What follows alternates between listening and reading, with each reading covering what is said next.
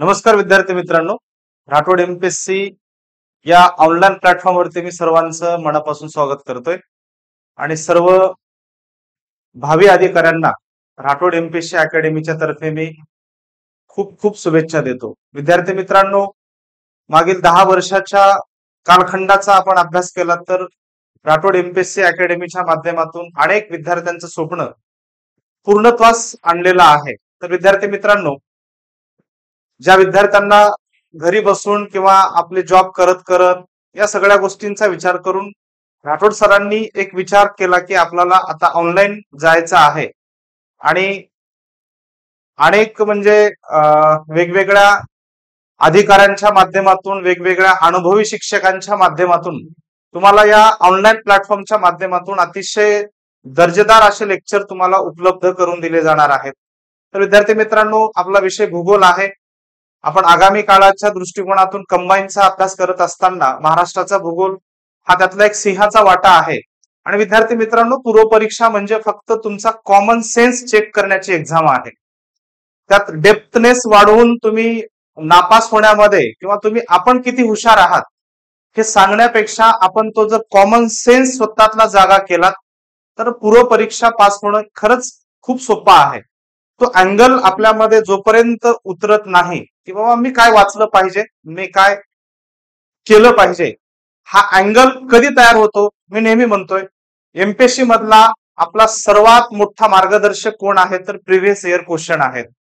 तो बीट घ्यायचा, त्या बीट वरती आयोगानं कुठल्या कुठल्या अँगलनं प्रश्न विचारलेला आहे, तो अँगल जर माझ्या डोळ्यासमोर फिट असेल तर मी 100% सांगतो तुम्हाला की आपल्याला जास्त असं परेशान होण्याची गरज होणार नाही।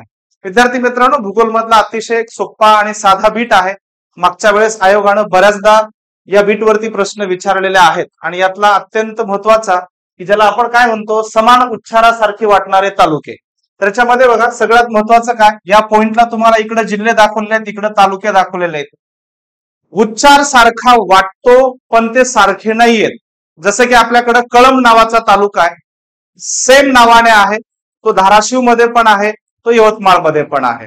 ओके, पण इथं मी काय म्हणतोय तुम्हाला, मी इथं काय म्हणतोय की समान उच्चारासारखी वाटणारे पण समान नाहीयेत।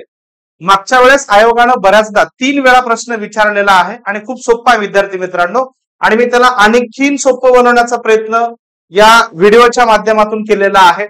इथं पहिला जिल्हा पालघर आहे, पालघर मध्ये मोखाडा नावाचा तालुका आहे आणि पुढचा जिल्हा आहे बुलढाणा, बुलढाण्यामध्ये मोताडा नावाचा तालुका आहे।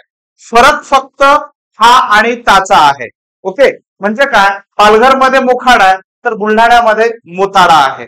ओके, त्याच्यानंतर नंबर 2 ला आपण आलात, नांदेड मध्ये भोकर आहे आणि जालन्यामध्ये भोकरदन आहे। नांदेड मधल्या भोकरला दन लावलं की जालन्यामधला तालुका तयार होतो, त्याचं नाव काय आहे, भोकरदन। ओके, त्याच्यानंतर परभणीमध्ये जर आपण आलात, परभणीमध्ये पाथरी आहे आणि नगर मध्ये पाथर्डी आहे। ओके, फक्त तुम्हाला काय करायचं आहे, पाथरीचा र आहे ना त्याला ड घ्यायचा तिथं आणि तो र डोक्यावर न्यायचा आहे, म्हणजे परभणीतलं पाथर्डी, नगर मधलं पाथर्डी।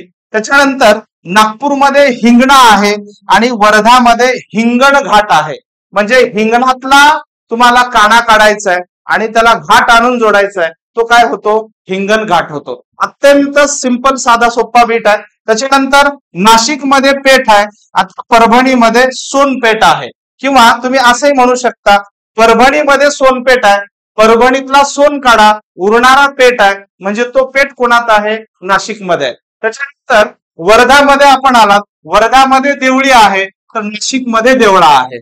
ओके, फक्त तुम्हाला हे जिल्हे लक्षात जर असतील, पहिला कोण आहे, दुसरा कोण आहे, त्यातला फरक कॉमन तुम्ही लक्षात ठेवलात तर प्रश्न हमखास, जर प्रश्न आला 1 मार्क फिक्स आहे। वर्ध्यामध्ये देवळी आहे, नाशिक मध्ये देवळा आहे, बरोबर। तुम्हाला फक्त तिथलं काय वेलांटी काढायची आहे, त्याला काना द्यायचा आहे, देवळा देवळी। अकोल्यामध्ये पातूर आहे, पातूर, आणि जालन्यामध्ये कोण आहे, परतूर आहे। नांदेडमध्ये मुखेड आणि मुदखेड हे सारखे वाटणारे आहेत पण ऍक्च्युअली ते वेगळे आहेत। मुखेड वेगळं, मुदखेड वेगळं। आय थिंक मागच्या वेळेस आयोगाने हा प्रश्न विचारलेला पण आहे। नगरमध्ये सेवगाव आहे आणि बुलढाण्यामध्ये सेगाव आहे। बस फक्त तुम्हाला काय करायचं आहे, बुलढाण्यातले सेगावचे आपल्याला बाबा माहित आहेत, त्या शेगावमध्ये व आणायचं आहे. शेवगाव झालं की कोण आहे? अहमदनगर आहे. आणि यवतमाळमध्ये उमरखेड आहे, तर नागपूरमध्ये उमरेड आहे. आणि हे मित्रांनो दोन्हीही तालुके आपल्या महाराष्ट्रामध्ये दगडी कोळशासाठी प्रसिद्ध मानले जातात. ते नागपूर मधलं उमरखेड, यवतमाळ मधलं नागपूर मधलं उमरेड, यवतमाळ मध्ये उमरखेड. विद्यार्थी मित्रांनो, असे नवीन नवीन व्हिडिओ पाहण्यासाठी नक्कीच राठोड ऑनलाईन प्लॅटफॉर्म या युट्यूब चॅनलला सबस्क्राईब करा. धन्यवाद.